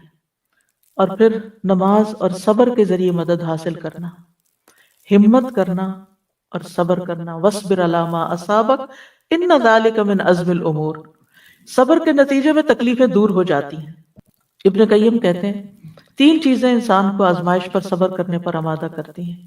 نمبر 1 یہ کہ انسان اچھے بدلے کو ذہن میں رکھے، یعنی تکلیف کیسے آسان ہوگی کہ انسان سوچے مجھے اجر ہی اجر ہے، میرے لیے اجر ہی اجر ہے، جتنی دیر یہ تکلیف ہے دل خوش ہو جائے گا اس کا. دوسرا یہ کشادگی کی روح کا انتظار کرنا، یعنی تکلیف میں کشادگی کے انتظار میں کہ ابھی کھل جاتا ہے رستہ، ابھی مثلا آپ ٹریفک میں جام میں پھنس گئے تو بجائے اس کے کب کھلے گا، پتہ نہیں کتنے گھنٹے لگیں گے، میں نیگیٹو سوچنے کے بس ابھی ہوگا، اس وقت سے میں کوئی فائدہ اٹھا لوں، کچھ پڑھ لوں، کچھ ذکر کر لوں، کچھ ایک صورت یاد کر لیتی ہوں. آپ دیکھیں گے آپ کو یاد ہی نہیں رہے گا کہ رستہ بند تھا، کھل جائے گا، اللہ کو پکارنے لگیں گے آپ. اور تیسرا یہ کہ مصیبت کو 2 چیزوں سے دور کرنا، یعنی بندہ اپنے اوپر اللہ کی نعمتوں کو شمار کرے، اور اگر وہ انہیں گننے اور شمار کرنے سے عاجز آ جائے گا تو وہ مصیبت اس پہ آسان ہو جائے گی جس میں وہ مبتلا ہے، کیونکہ وہ اتنی نعمتیں یاد کر لے گا کہ وہ کہے گا یہ کیا مشکل ہے. پھر قرآن سے تعلق جوڑنا. ابن قیم کہتے ہیں کسی نیک آدمی سے کہا گیا ہم روزانہ کتنا قرآن پڑھیں؟ انہوں نے کہا اتنا پڑھو جتنی آپ خوش نصیبی اور سعادت چاہتے ہو، یعنی جتنی خوش نصیبی چاہتے ہو اتنا پڑھتے جاؤ. بعض مفسرین کہا کرتے تھے جنہوں نے قرآن کی تفسیریں لکھی ہیں، ہم قرآن پڑھنے میں مشغول ہوئے تو ہمیں دنیا میں برکات اور خیرات نے ڈھانپ لیا، کیونکہ قرآن جو ہے وہ ہیلنگ بھی کرتا ہے، قرآن شفا ہے. پھر مشکل حالات میں جزا فضا نہیں کرنی، رونا دھونا نہیں، فضول باتیں نہیں کرنی، چڑچڑا پن نہیں ظاہر کرنا. رسول اللہ صلی اللہ علیہ وسلم نے فرمایا دو آوازیں دنیا اور آخرت میں ملعون ہیں، نعمت ملنے پر گانا بجانا یعنی میوزک اور یہ سب کچھ، اور مصیبت کے موقع پر جزا فضا کرنا، رونا، حال دعائی، چیخ چلانا، یہ سب. پھر آپ دیکھیے کہ بندوں سے شکوہ نہیں کرنا، کیونکہ ہم کیا ہوتا ہے مشکل ہوتی اس کو سنا کہانی، اس کو سنا، اس کو سنا، اور اس سے کیا ہوتا ہے وہ وقتی طور پہ ذرا دل کو تھوڑے سے کتارس، یعنی انسان کو کتارسس محسوس ہوتا ہے، دعا میں کمی آ جاتی. جب دل بھرے اور دعا کثرت سے کرے تو وہ زیادہ فائدہ مند ہے.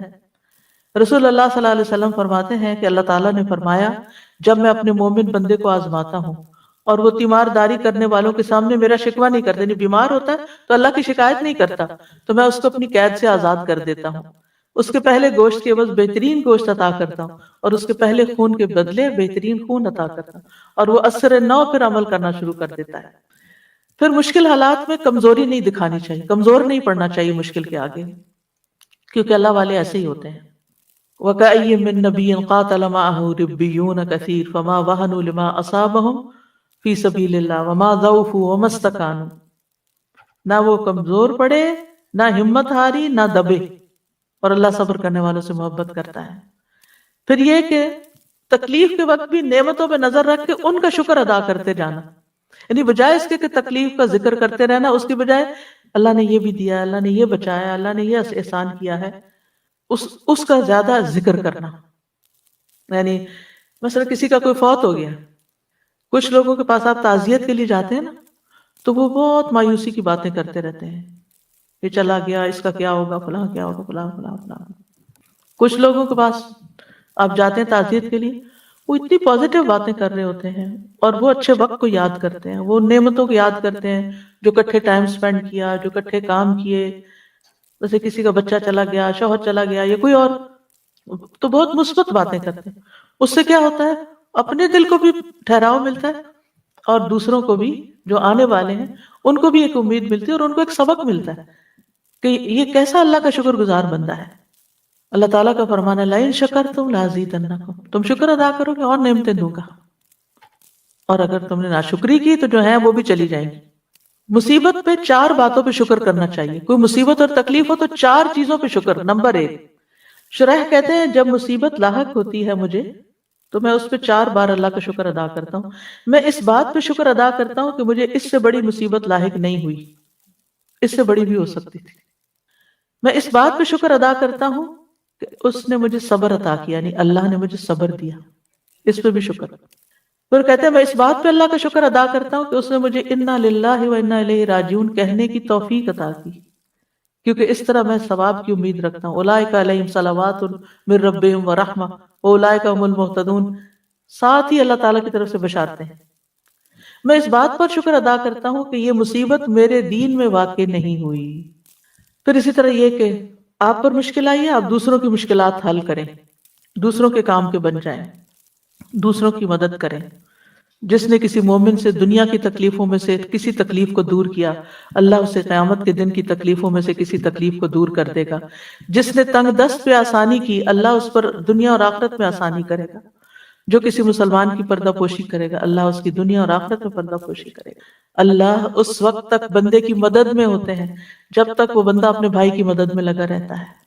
پھر دعاؤں کی کثرت، فرمایا لوگوں میں سب سے عاجز وہ ہے جو دعا میں عاجز ہے، دعا نہیں کرتا۔ اور خوشحالی اور آسودگی میں زیادہ دعائیں کرنی چاہیے، ذکر کی کثرت کر دینی چاہیے، کیونکہ ذکر کی وجہ سے اللہ تعالیٰ مشکل کو آسان کر دیتا ہے، تنگی کو آسانی میں بدل دیتا ہے، مشقتیں کم ہو جاتی ہیں۔ جب کسی مشکل کام پر اللہ کا نام لیا جاتا ہے تو وہ مشکل آسان ہو جاتی ہے، کسی مشقت پر اللہ کا ذکر کیا جاتا ہے تو مشقت آسان ہو جاتی ہے، کسی سختی پر اللہ کا ذکر کیا جاتا ہے تو وہ زائل ہو جاتی ہے، کسی تکلیف پہ اللہ کا ذکر کیا جاتا ہے تو وہ ختم ہو جاتی ہے۔ اللہ کا ذکر کرنا غم اور پریشانی دور کرنے کا ذریعہ ہے، ذکر کی کثرت کریں۔ اللہ تعالیٰ فرماتے ہیں لولا تستغفرون اللہ لعلکم ترحمون، کتنی چھوٹی سی کتنی پیاری آیت ہے۔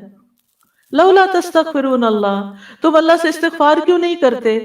لعلکم ترحمون، تاکہ تم پہ رحم کیا جائے، یعنی رحم کرو گے، تم استغفار کرو گے تو تمہاری طرف اللہ کی رحمت آ جائے گی۔ اور تنگی کیسے پیدا ہوتی ہے؟ انسان کے گناہوں کی وجہ سے، اپنے ہی اعمال کی وجہ سے، یا پھر اللہ کے ذکر سے روگردانی کی وجہ سے۔ وَمَنْ أَعْرَضَ عَنْ ذِكْرِي فَإِنَّ لَهُ مَعِيشَةً ضَنْكًا، پھر یہ کہ عبادت کے لیے وقت نہ نکالنے کی وجہ سے بس دنیا دنیا دنیا۔ اللہ تعالیٰ فرماتے ہیں اے ابن آدم، تم اپنے آپ کو میری عبادت کے لیے فارغ کر لو، میں تمہارے دل کو بے نیازی سے بھر دوں گا، میں تمہارا فقر دور کر دوں گا۔ لیکن اگر تم ایسا نہیں کرو گے تو میں تمہارے دونوں ہاتھوں کو کام میں مشغول کر دوں گا، اس کے باوجود تمہارا فقر دور نہیں کروں گا۔ جو شخص صرف دنیا کی فکر کرتا ہے اس کے معاملات سلجھنے کی بجائے بگڑنا شروع ہو جاتے ہیں۔ یعنی اگر آپ سب کچھ چھوڑ کر صرف دنیا سنوارنے کے پیچھے لگ جائیں تو وہ نہیں سنورے گی۔ جب دل میں ایک فقر اور ایک پریشانی لگ جائے گی تو ڈھیروں چیزیں بھی آپ کے دائیں بائیں ہوں تو آپ کو نظر نہیں آئیں گی۔ رسول اللہ صلی اللہ علیہ وسلم نے فرمایا جس شخص کا مقصد اور پریشانی غم دنیا ہو اور وہ دنیا کا ہی ہو کر رہ جائے اور وہ اسی کی نیت کرتا ہو تو اللہ اس کی آنکھوں کے سامنے اس کا فقر کر دیتے ہیں اور اس کے معاملات اس پر بکھیر دیتے ہیں، اور اس کو اتنا ہی ملتا ہے جو اس کے لیے لکھ دیا گیا ہے۔ اور جس شخص کا مقصد آخرت ہو اور حرص آخرت ہو، وہی اس کا ہدف ہو جائے، وہ اسی کی نیت کرتا ہو تو اللہ تعالیٰ اس کے دل میں غنا ڈال دیتے ہیں اور اس کے معاملات کو یکجا کر دیتے ہیں، اس کو اپنی حاجتوں کے لیے بھاگنا نہیں پڑتا، دنیا اس کے پاس ذلیل ہو کر آتی ہے۔ اور جو شخص دنیا کی فکر کرتا رہتا ہے بس اللہ تعالیٰ اس سے بے نیاز ہو جاتا ہے۔ رسول اللہ صلی اللہ علیہ وسلم نے فرمایا جو اپنے غموں کو ایک ہی غم بنا لے، سارے غم جمع کر کے ان کو ایک غم میں ڈال لے اور وہ آخرت کا غم، تو اللہ اس کے دنیا کے غموں سے اسے کفایت کرے گا۔ جب آخرت کا غم لگتا ہے تو پھر انسان آخرت کی تیاری میں لگ جاتا ہے نا، اچھے اچھے کاموں میں لگ جاتا ہے۔ اور جس کو پریشانیاں ادھر ادھر بھٹکا کر لے جائیں، اللہ اس کی پرواہ نہیں کرے گا کہ وہ دنیا کی کس وادی میں ہلاک ہوتا ہے، اللہ کو اس کی کوئی پرواہ نہیں۔ یعنی آپ پریشان ہوئے، آپ نے نماز بھی ٹھیک سے نہیں پڑھی، آپ جو نیکی کے کام کرتے تھے وہ بھی چھوڑ دیے، بندوں کی خدمت مدد وہ بھی چھوڑ دی۔ پنجابی میں ایک لفظ ہوتا ہے ویر کے بیٹھنا، کبھی سنا یہ لفظ ویرنا؟ ایک دو لوگوں کو سمجھ آ گئی میں نے کیا کہا۔ جیسے بچے ہوتے ہیں نا، تو اگر ماں ان کو ڈانٹ دیتی ہے تو وہ ویر کے بیٹھ جاتے ہیں، ان کو پھر وہ کہ کھا لو تو وہ کھاتے نہیں، کہتے سو جاؤ تو سوتے نہیں، ان کو جو کچھ کہے وہ ایک بات نہیں ماننے کو تیار ہوتے۔ اس کیفیت کو کہتے ویرنا۔ ناراض ہونا ہلکا ہے، روٹ کے اکڑ کے بیزار ہو کے اڑ کے بیٹھ جانا، کوئی بات نہ سننا نہ کچھ کرنا، ضدی ڈھیٹ، جو سارے یہ سارے لفظ کٹے ہیں اس میں، یعنی ایسا بندہ نہ کوئی۔ تو ہمارے گھر میں یہ لفظ استعمال ہوتا تھا جب کوئی بچہ اس طرح کی کیفیت میں نہیں، کسی کو کہا نا جلدی کرو یہ کام، نہیں کرتا، بس پھر بیٹھ کے روٹ کے اٹھے موڈ آف، بھئی کس بات سے کوئی پتہ نہیں، کھا لو نہیں کھانا، اسکول جاؤ نہیں جانا، یعنی کوئی بات نہ ماننا۔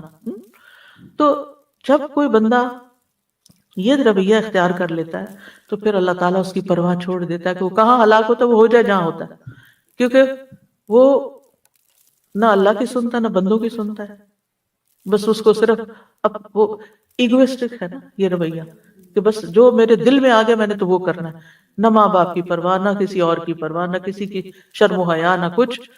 تو پھر ایسی صورت میں اگر کوئی بندہ اللہ سے ناراض ہو کے بیٹھا ہوا ہے یا ایون بندوں سے بھی ناراض ہو کے بیٹھا ہوا ہے، یعنی ناراضگی میں ہمیں کمیونیکیشن بڑھانی چاہیے۔ عام طور پر ہماری عادت دیکھا گیا لوگوں کی کیا ہوتی ہے، ناراض ہوئے تو بات ہی نہیں کرنی، سب سے پہلے تو بولنا چھوڑتے ہیں۔ وہ سمجھ کیسے آئے کہ آپ کو کیا مشکل ہے، کیونکہ وہ کہتے ہیں خود ہی بوجھو۔ بھئی کیسے بوجھیں، ہمیں کوئی غیب کا علم ہے؟ ہمیں نہیں معلوم کہ مزاج شریف پہ کیا چیز ناگوار گزر گئی۔ تو یہ چیزیں کسی اور کو نقصان نہیں دیتی، یقین کریں یہ جو کرتا ہے اسی کو نقصان دیتی۔ اللہ تعالیٰ بھی اس کی پرواہ چھوڑ دیتا ہے، اور بندے بھی ایک دو دن ناز نخرے اٹھاتے ہیں پھر اس کے بعد چھوڑ دیتے ہیں کہ یہ تو اپنی ہی ماننے والا ہے، جب اس کا اپنا موڈ ٹھیک ہوگا تو وہ ٹھیک ہو جائے گا خود ہی، چھوڑو اس کو۔ اپنے اس خول سے باہر نکلنا ہے، انا سے باہر نکلنا ہے، اپنی غلطی ڈھونڈنی ہے۔ یعنی یہ اس طرح کی جو کیفیات اصل میں نا شیطان کی طرف سے آتی ہیں، شیطان انسان کا سب سے بڑا دشمن ہے۔ فَأَمَّا مَن بَخِلَ وَاسْتَغْنَى، یہ اس کی ایک تفسیر ہے، وَكَذَّبَ بِالْحُسْنَى، نیکی کی بات، کوئی مشورہ، کوئی نصیحت سب جھٹلا دی، فَسَنُيَسِّرُهُ لِلْعُسْرَىٰ، ہم اس کے لیے اور مشکل پیدا کریں گے۔ تو ہمیں آخر میں دعائیں بھی مانگنی چاہیے۔ کون سی دعائیں فائدہ دیتی ہیں؟ ایک تو یہ ہے سورۃ کہف والی جو میں نے سب سے پہلے بتائی، ربنا آتنا من لدنک رحمۃ وہیئ لنا من امرنا رشدا۔ پھر اس کے بعد رب اشرح لی صدری ویسر لی امری۔ خاص طور پر جب کوئی کام مشکل ہو جائے نا تو یہ دعا پڑھ کے ویسر لی امری، ویسر لی امری، ویسر لی امری، تکرار کے ساتھ، اصرار کے ساتھ اپنا وہ معاملہ سامنے رکھ کے اللہ میرا یہ کام آسان کر دے۔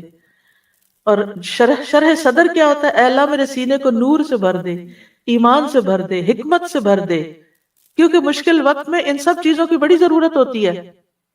ایمان سے ہی مقابلہ کیا جا سکتا ہے مشکلات کا۔ ایمان ہوتا ہے تو تکلیفیں بھی برداشت ہو جاتی ہیں، صبر بھی آ جاتا ہے۔ اور پھر یہ کہ میرا وہ کام، وہ راستہ میرے لیے آسان کر دے کہ جس سے میں چل کے تیری طرف آ جاؤں، تیرا بن جاؤں، اور اس راستے کی جو سختیاں اور مشکلات ہیں وہ میرے لیے آسان کر دے۔ پھر لا الہ الا انت سبحانک انی کنت من الظالمین۔ رسول اللہ صلی اللہ علیہ وسلم نے فرمایا، کیا میں تمہیں ایسی چیز نہ بتاؤں کہ جب تم میں سے کسی آدمی کو رنج و علم اور دنیا کی آزمائشوں میں سے کوئی آزمائش آئے تو وہ اس دعا کو پڑھے تو اس کی تکلیف دور ہو جائے گی۔ تو آپ سے کہا گیا کیوں نہیں؟ آپ نے فرمایا وہ مچھلی والے کی دعا ہے، لا الہ الا انت سبحانک انی کنت من الظالمین۔ اللہ غلطی میری اپنی ہے، میرا قصور ہے، تو مجھے معاف کر دے اور اس مشکل کو آسان کر دے۔ وہ بالکل دل میں تو اور تنگی آ جاتی، اللہ اللہ ربی لا اشرک بہ شیئا، شرک سے بیزاری اور برات کا اعلان۔ رسول اللہ صلی اللہ علیہ وسلم نے فرمایا، جس کو کوئی پریشانی یا غم یا بیماری یا سختی لاحق ہو، پریشانی، غم، بیماری، سختی، اور وہ یوں پڑھے اللہ ربی لا شریک لہ، ایک یہ ورژن ہے اللہ ربی لا شریک لہ، اور ایک ہے اللہ اللہ ربی لا اشرک بہ شیئا، تو وہ تکلیف اس سے دور کر دی جائے گی۔ پھر دعا ہے اللہم لا سہل الا ما جعلتہ سہلا وانت تجعل الحزن سہلا اذا شئت۔ اے اللہ کوئی کام آسان نہیں مگر جسے تو آسان کر دے، اور جب تو چاہتا ہے مشکل کو آسان کر دیتا ہے۔ اللہ کے لیے تو کچھ مشکل نہیں، مشکل ہمارے لیے ہے، تو اللہ تعالیٰ آپ اس مشکل کو آسان کر دیں، یعنی آپ اس سختی کو نرمی میں بدلیں گے، آسانی کر دیں گے تو ہی بھی آسانی ہوگی۔ یہ دعا حزن اور حزن دونوں طرف سے پڑھی جاتی، حزن غم کو کہتے ہیں اور حزن سختی کو کہتے ہیں۔ پھر ابو موسیٰ رضی اللہ عنہ کی دعا ہے، جب وہ نماز سے فارغ ہوتے تو کہتے اللہم اغفر لی ذنبی ویسر لی امری وبارک لی فی رزقی، کتنی خوبصورت دعا ہے، نماز کے بعد پڑھتے تھے وہ، یہ ان کی صحابی کی دعا ہے، نبی صلی اللہ علیہ وسلم کی نہیں، لیکن بڑی خوبصورت دعا ہے۔ اے اللہ میرے گناہ معاف کر دے، میرے معاملے کو آسان کر دے، یعنی جو بھی اس وقت ہر نماز کے بعد جو معاملہ آپ کو پریشان کر رہا ہے، اور میرے رزق میں برکت عطا کر دے۔ پھر لا الہ الا اللہ الحلیم الکریم، لا الہ الا اللہ العلی العظیم، لا الہ الا اللہ رب السماوات السبع ورب العرش العظیم۔ ابن عباس کہتے ہیں نبی صلی اللہ علیہ وسلم نے فرمایا یہ کلمات ہیں جن سے کشادگی ہو جاتی ہے، آسانی ہو جاتی ہے۔ ان میں کیا ہے؟ صرف اللہ سبحانہ وتعالیٰ کی تعریف اور اللہ کی صفات بیان ہوئی، توحید کا اقرار ہے، الحلیم الکریم کے واسطے سے دعا ہے، پھر توحید کا اقرار ہے، پھر العلی العظیم کے واسطے سے دعا ہے، پھر توحید کا اقرار ہے، پھر ربوبیت کے واسطے سے دعا ہے، پھر رب السماوات السبع اور رب العرش العظیم۔ بس انسان پریشان ہوتا ہے نا تو مجھ سمجھ بھی نہیں آتی مانگے کیا کہیں، تو اس طرح اللہ کا ذکر شروع کر دینا چاہیے۔ پھر ہے اللہم احسن عاقبتنا فی الامور کلہا واجرنا من خزی الدنیا وعذاب الآخرہ۔ اے اللہ ہمارے تمام معاملات کا انجام اچھا کر دے اور ہمیں دنیا کی رسوائی اور آخرت کے عذاب سے محفوظ رکھ۔ تو یہ سارے معاملات میں آسانی اور انجام کی خوبصورتی کی دعا ہے۔ پھر ہے اللہم انی اعوذ بک من ضیق الدنیا وضیق یوم القیامہ۔ اے اللہ بے شک دنیا کی تنگی سے اور قیامت کے دن کی تنگی سے میں تیری پناہ چاہتا ہوں۔ پھر ایک اور بہت خوبصورت دعا ہے، ابن عمر کہتے ہیں ایسا کم ہی ہوتا کہ رسول اللہ صلی اللہ علیہ وسلم کسی مجلس سے اپنے صحابہ کے لیے یہ دعا کیے بغیر اٹھے ہوں، اللہم اقسم لنا من خشیتک ما تحول به بیننا وبین معاصیک ومن طاعتک ما تبلغنا به جنتک ومن الیقین ما تهون به علینا مصیبات الدنیا، یا دوسرے ورژن میں مصائب الدنیا، ومتعنا باسماعنا وابصارنا وقوتنا ما احییتنا واجعله الوارث منا واجعل ثأرنا على من ظلمنا وانصرنا على من عادانا ولا تجعل مصیبتنا في دیننا ولا تجعل الدنیا اکبر ہمنا ولا مبلغ علمنا ولا تسلط علینا من لا یرحمنا۔ اے اللہ ہم میں اپنا خوف اتنا تقسیم کر دے کہ وہ ہمارے اور ہمارے گناہوں کے درمیان حائل ہو جائے۔ اور یہاں خشیت کی بات کی گئی ہے جو علم سے آتی ہے، جو خوف علم کی وجہ سے پیدا ہوتا ہے، کہ اللہ ہمیں ایسا علم عطا کر اور اس علم کے ساتھ ایسا اپنا ڈر دے کہ ہم گناہوں سے بچ جائیں، کیونکہ گناہ مصیبتیں لاتے ہیں، اور اپنی فرما برداری اتنی تقسیم کر دے کہ وہ ہمیں تیری جنت تک پہنچا دے، کیونکہ اطاعت کے کام ہی انسان کو جنت تک لے جاتے ہیں۔ اور اتنا یقین عطا کر دے کہ ہم پر دنیا کی مصیبتیں آسان ہو جائیں، یعنی اتنا زیادہ ایمان کا آخری درجہ نا یقین، یعنی ایمان کی مضبوطی عطا کر دے کہ جس کی وجہ سے ہمیں دنیا کے غموں کی پرواہ نہ رہے، اور جب تک تو ہمیں زندہ رکھے ہماری سماعت، ہماری بصارت اور ہماری قوت سے ہمیں فائدہ عطا کر، یعنی ہمارے آنکھیں، کان، ہماری ساری قوتیں، صلاحیتیں کام کرتی رہیں، ہم بیکار ہو کے بستر پہ نہ پڑ جائیں، اور اسے ہمارا وارث بنا دے، یعنی بعد میں بھی یہ ہمارے اعضاء ہمارے لیے ایسا کام کر کے چھوڑ کے جائیں کہ جو صدقہ جاریہ بن جائے، اور ہمارا انتقام اسی تک محدود کر دے جو ہم پر ظلم کرے، یعنی ہم کسی پر زیادتی نہ کریں، دشمنوں کے مقابلے میں ہماری مدد فرما اور ہمارے دین میں مصیبت نازل نہ فرما، یعنی کوئی ایسی تکلیف نہ ڈالنا کہ میں دین سے دور ہوں، اور نہ ہی دنیا کو ہمارا سب سے بڑا غم و ہم بنانا، اور نہ ہی ہمارے علم کی انتہا کہ ہم صرف دنیا کا ہی علم جانتے ہوں اور دین کا ہمیں نہ پتا ہو، اور ہم پر ایسے شخص کو مسلط نہ کرنا جو ہم پر رحم نہ کرے۔ کتنی خوبصورت دعا ہے، کیونکہ آپ دیکھیں کہ جب اللہ کی خشیت مانگتے ہیں تو خشیت ہمیں گناہوں سے روک دیتی، اطاعت مانگتے ہیں تو اطاعت جنت تک لے جاتی ہے، یعنی اللہ کی فرمانبرداری سے ہی اللہ کے پاس جا سکتے ہیں نا جنت میں۔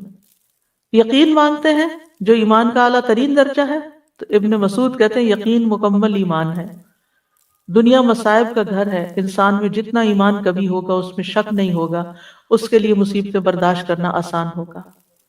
اور ایمان کا آخری چھٹا رکن قضاء و قدر پر ایمان لانا ہے، یعنی جو تو فیصلے ہمارے بارے میں کرے ہمیں اس پر راضی کر دے، اور ہم اپنی صلاحیتوں کو آخری سانس تک صرف تیری رضا میں استعمال کریں، اور مرنے کے بعد بھی ان سے ہمیں فائدہ پہنچتا رہے۔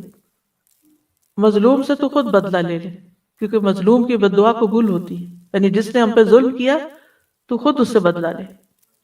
اور جو ہم سے عداوت رکھتا ہے، جس میں شیطان سب سے بڑا دشمن ہے ہمارا، اور اس کے علاوہ بھی جو ہم سے عداوت رکھتے ہیں، منافقین ہیں، مشرکین ہیں، اور کوئی اور بھی، اور خصوصاً ہمارے دین کا جو دشمن ہے، ہمیں ان پر کامیابی عطا کر، منصرنا علی من عادانا، ان کے خلاف ہماری مدد فرمانا، اور ہمارے دین میں مصیبت نہ آئے۔ یہ نہ ہو کہ کسی آزمائش کی وجہ سے ہماری نمازیں چھوٹ جائیں، یا کسی بدعت میں پڑ جائیں، یا کسی شرک میں مبتلا ہو جائیں۔ آپ نے دیکھو کہ لوگ نجومیوں کے پاس چل پڑتے ہیں اور غلط کام کرنے لگتے ہیں، تعویذ گڑنے کرنا شروع کر دیتے ہیں۔ تو اللہ تعالیٰ ہمیں کسی دین کے معاملے میں کسی آزمائش میں مبتلا نہ کرنا، یا یہ کہ دین کا وہ کام جو ہم کر رہے ہیں کسی ایسی آزمائش میں نہ ڈالنا کہ ہم نیکی اور خیر اور بھلائی کے کاموں میں پیچھے رہ جائیں، اور ہم دنیا کو ہمارے علم کا منبع نہ بنا دینا، یعنی ہم دین کا رستہ چھوڑ کے صرف دنیا کے نہ ہو کے رہ جائیں، اور کسی کو ہمارے اوپر کسی ایسے حکمران کو مسلط نہ کرنا کہ جو ہم پر رحم نہ کرے۔ اور صرف حکمران ہی نہیں، کسی بھی معاملے میں، مثلاً آپ کسی ظالم ڈاکٹر کے حوالے نہ ہمیں کرنا کہ وہ ہم پہ رحم نہ کرے اور ہمارا غلط علاج کرے، یا کسی ظالم استاد کے حوالے نہ کرنا کہ وہ سکھانے سے زیادہ ہم پر سختی کرے۔ تو زندگی کے ہر معاملے میں آسانی کے لیے یہ بہترین دعا ہے، اور اسے اپنی دعاؤں کا معمول بنانا چاہیے۔ وآخر دعوانا ان الحمد للہ رب العالمین۔